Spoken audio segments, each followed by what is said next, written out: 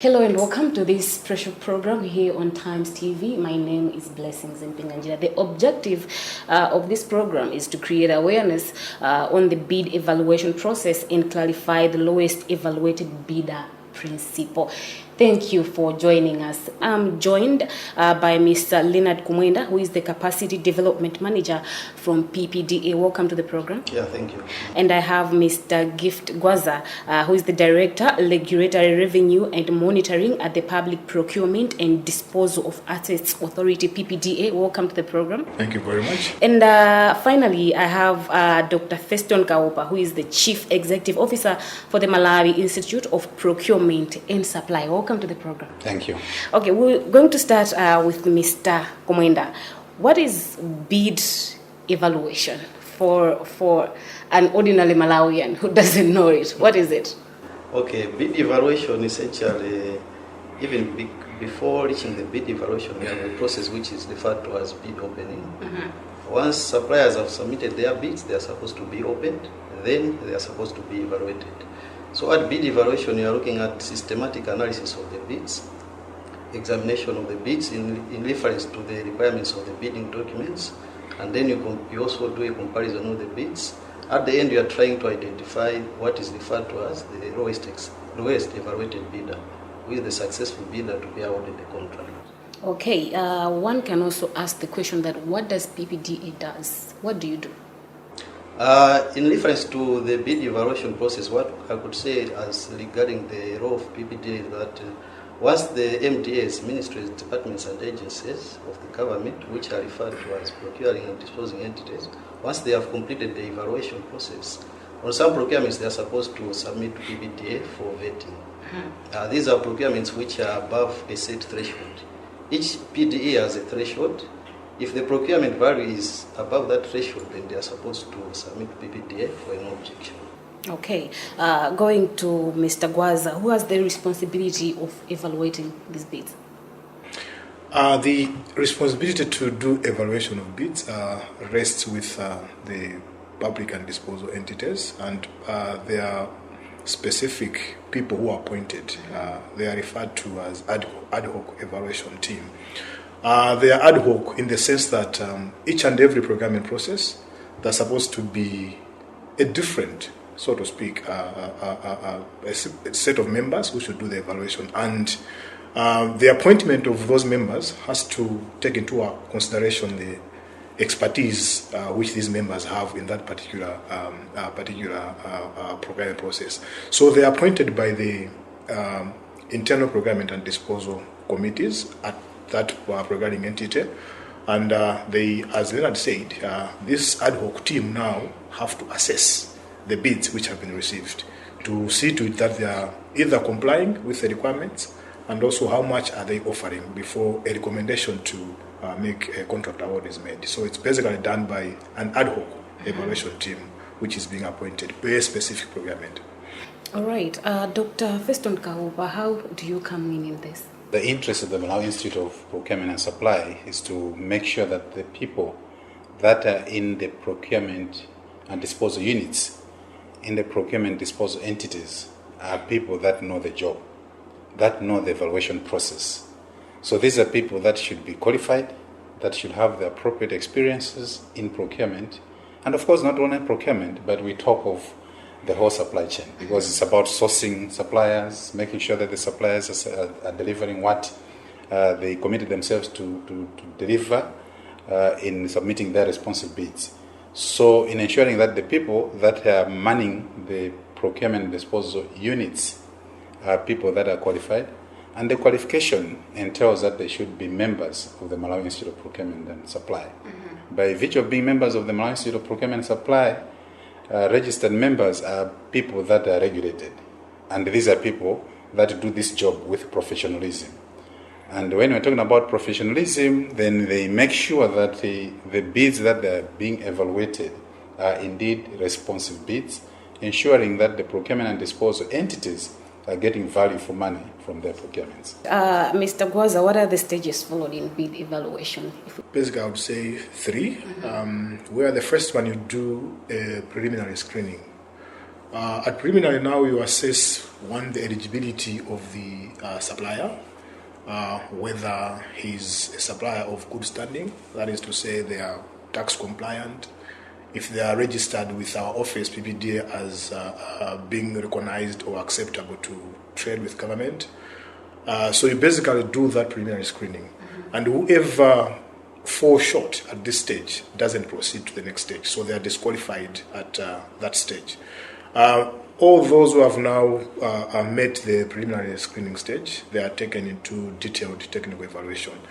At technical evaluation or detailed evaluation, you look at now how the bids are responding to the technical specifications, if it's procurement of goods.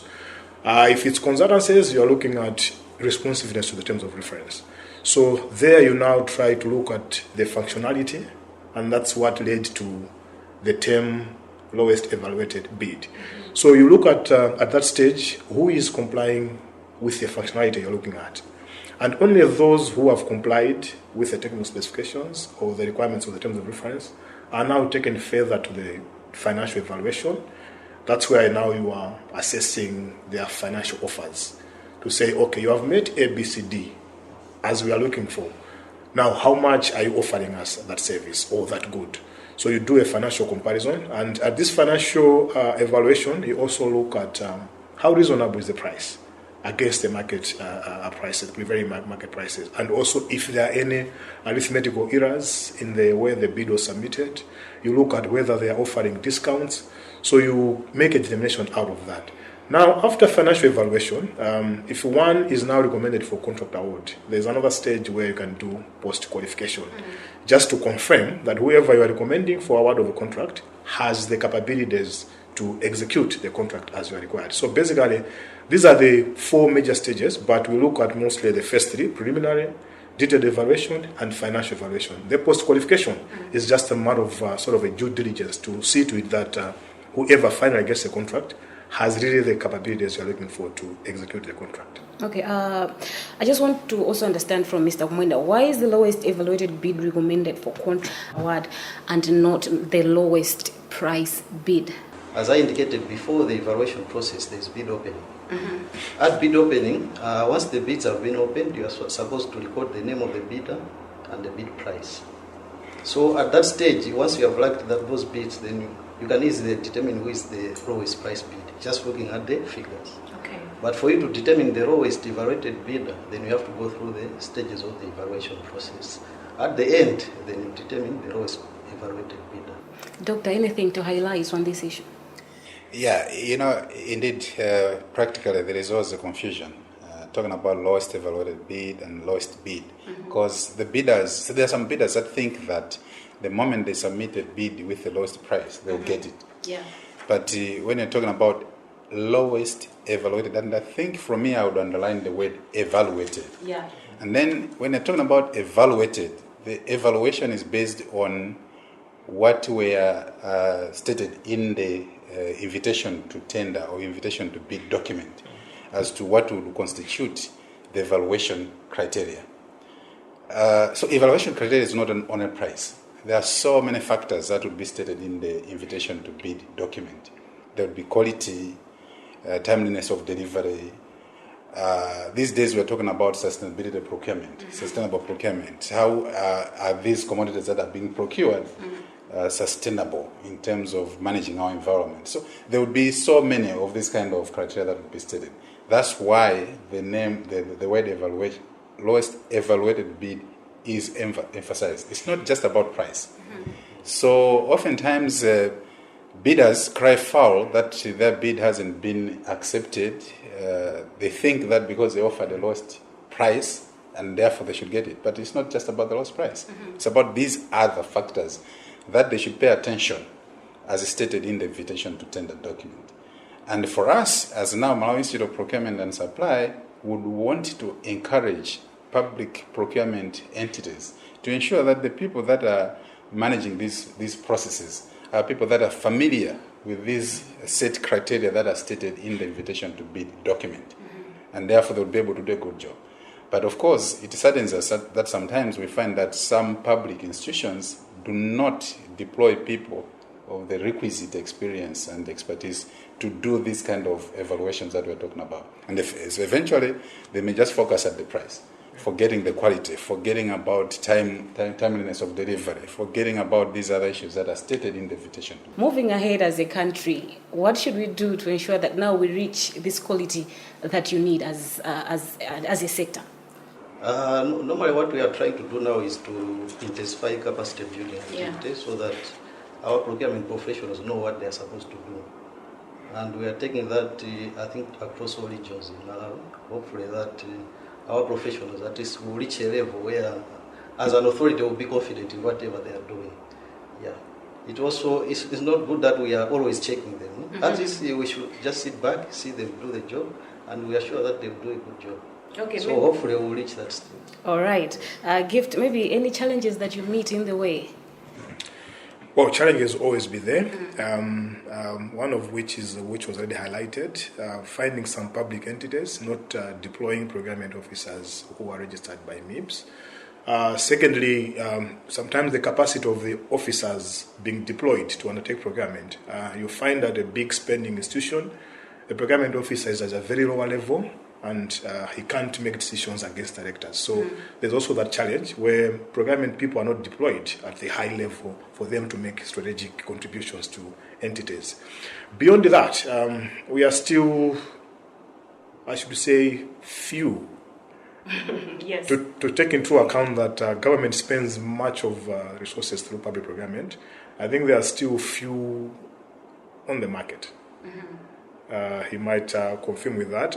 We might be everywhere, but to have that quality at the levels which are needed, I think there are very few on the market. So, as Nedara said, we continually try to capacitate, and of course, MIPS also organize workshops to make sure that the officers, the procurement officers or the professionals, have the requisite competences to undertake procurement as is required. Gift, any laws that guide you during your work and the other laws that people may need to know how all these things are put in one place? Okay, without getting into the sections, yes. But as a regulator, we are allowed or we expect ministry, government departments to submit procurement plans to the authority to highlight what they have planned to procure in that financial year. And we also have the newly gazetted MSME order, which is now trying to improve participation or enhance participation of our own small and medium enterprise suppliers. So it's also mandatory that ministries and departments, in their procurement plan, they have to highlight which procurements are targeting those SMEs. Beyond that, we also expect them to submit quarterly reports to see to it that they're implementing as they had planned. And if they are not complying, we have been given powers to sanction.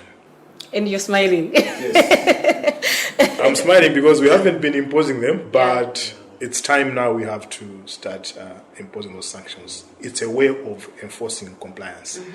Yeah, so there are those other guides which PDEs it's a must for them to comply with. Well, that marks the end of our special program. In today's program, I was joined by Leonard Kumwenda, who is the Capacity Development Manager at PPDA, Dr. Feston Kaupa, who is the Chief Executive Officer for the Malawi Institute of Procurement and Supply, as well as Gift Gwaza, who is the Director, Regulatory Revenue and Monitoring at PPDA. My name is Blessings Mpenganjira. Thank you for watching and bye for now.